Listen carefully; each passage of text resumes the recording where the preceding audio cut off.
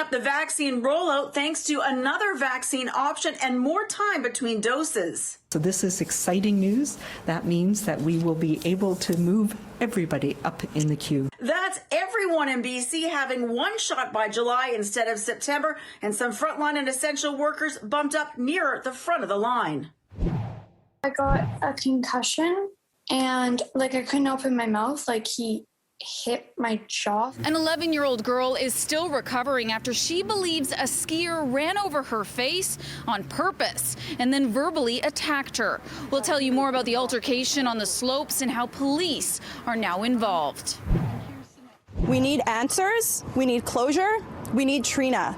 The families of two separate missing women, one in Port Moody, the other in Chilliwack, are urging the public to continue looking for them. Just ahead, we hear from both families who say they're not giving up hope.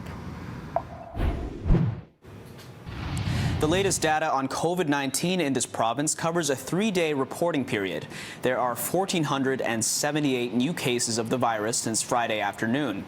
More than half of those new cases are in the Fraser Health region, and 8 more people have died in the last 72 hours.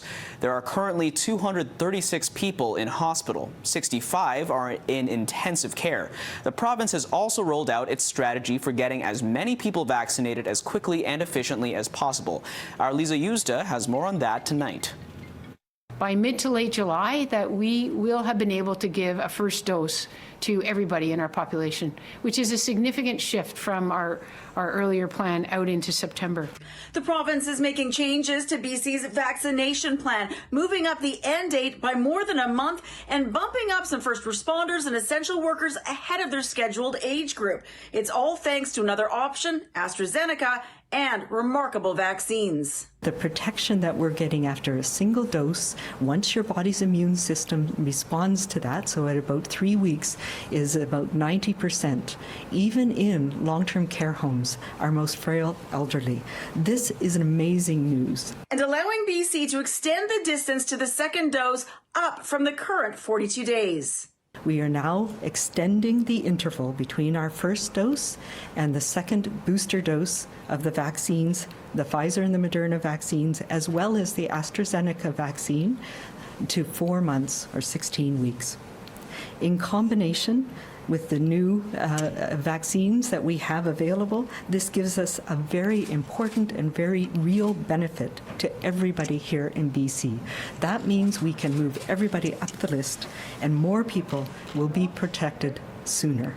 So first shots for all British Columbians now in July instead of September, and frontline and essential workers prioritized ahead of their age group. First responders and our key essential workers who are not able to work from home. And we've had a number of places and communities around the province where we've had outbreaks. If we think about things like poultry workers, people who work in some of our mail distribution centers. This group will be targeted with the AstraZeneca vaccine, as for now it's only for people under 65. They will have a choice to receive that vaccine in the near term or to wait for their age group to receive the Moderna or Pfizer vaccine.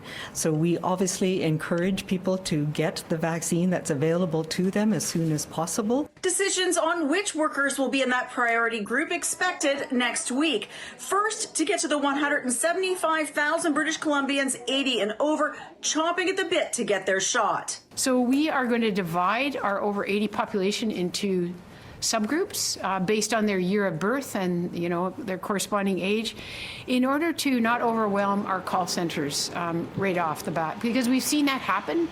And we can protect to a certain amount against that, and we know our public is going to want to cooperate so that we can get our elders in the community vaccinated.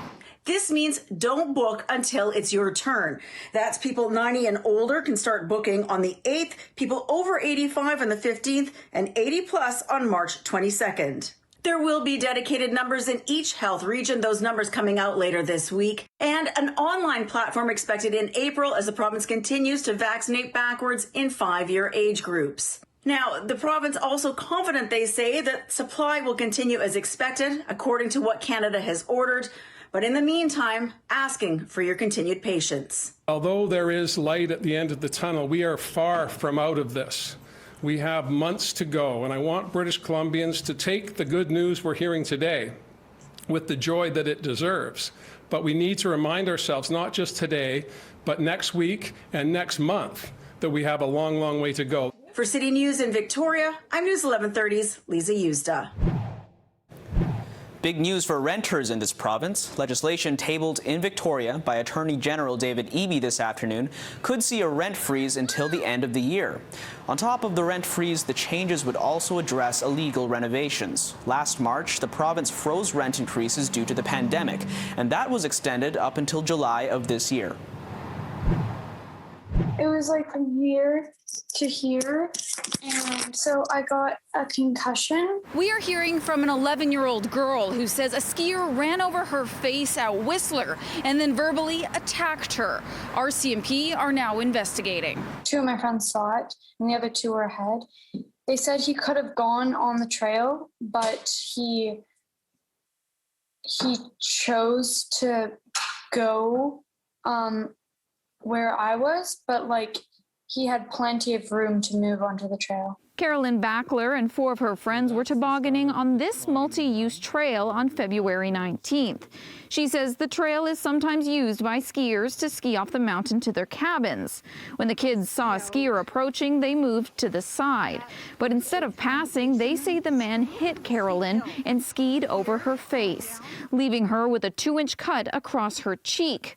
What the skier apparently did immediately after made the situation even worse. He called me a bitch and to F off. After getting hit by the skier and being called the R word, Carolyn and her parents reported the incident to Whistler Rcmp. They described the skier as a man in his 20s or 30s.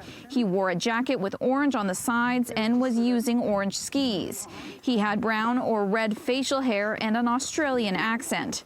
In a statement to City News, Whistler Rcmp says identification has yet to be determined.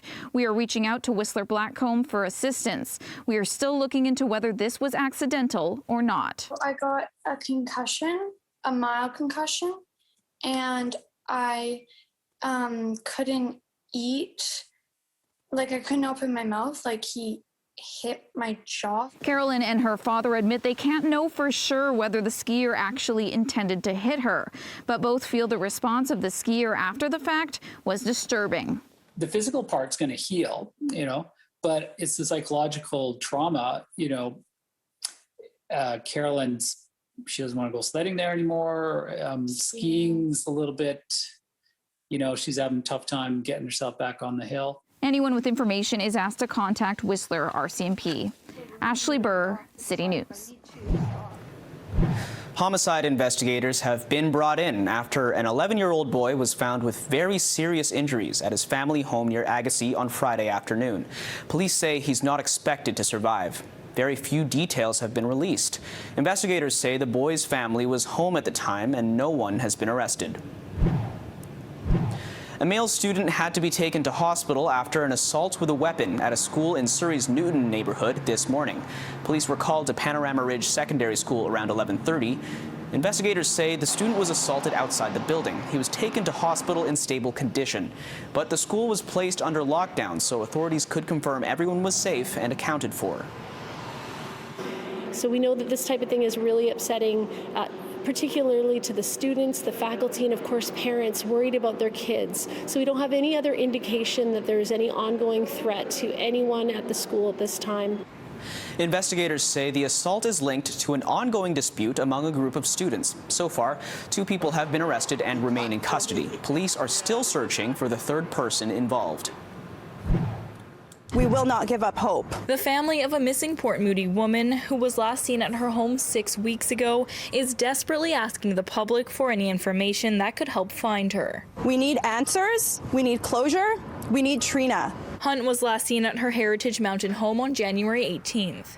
Her husband reported her missing later that day when he returned home from work. When we think about tragedies that may happen in our lifetime, it is unimaginable that something like this could actually occur. Trina Hunt's family hung this banner in Port Moody, featuring a photo of the 48-year-old and police contact information from the Moody Street overpass Monday.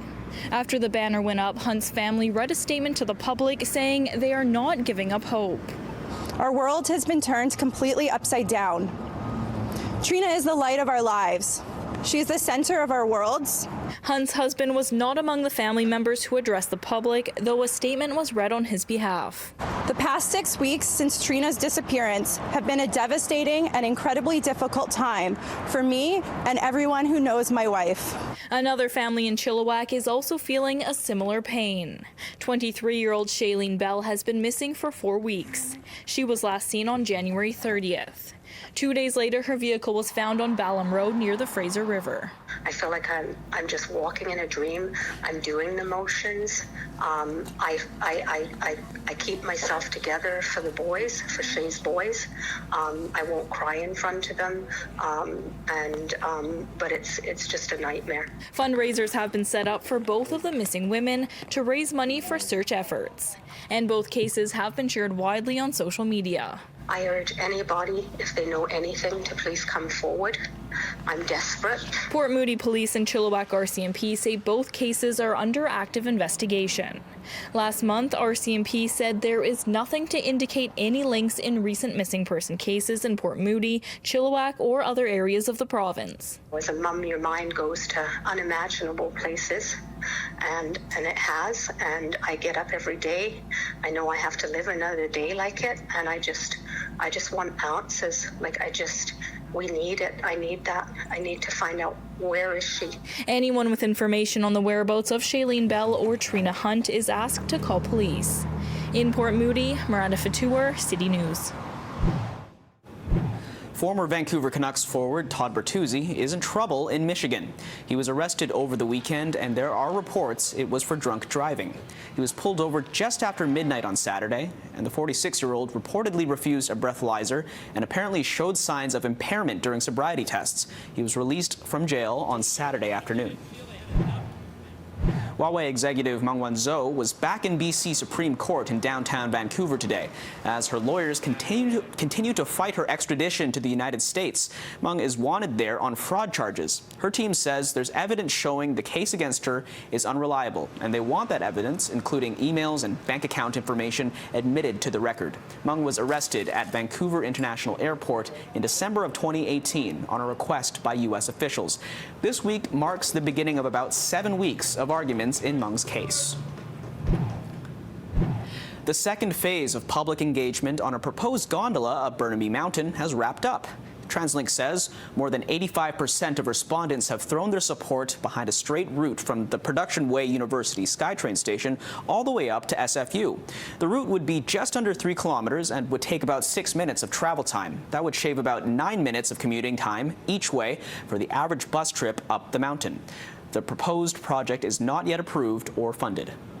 Vancouver's news is always available on the radio with News 1130 or online anytime at citynews1130.com. Your next edition of City News is tonight at 11. Thanks for watching. Have a great night.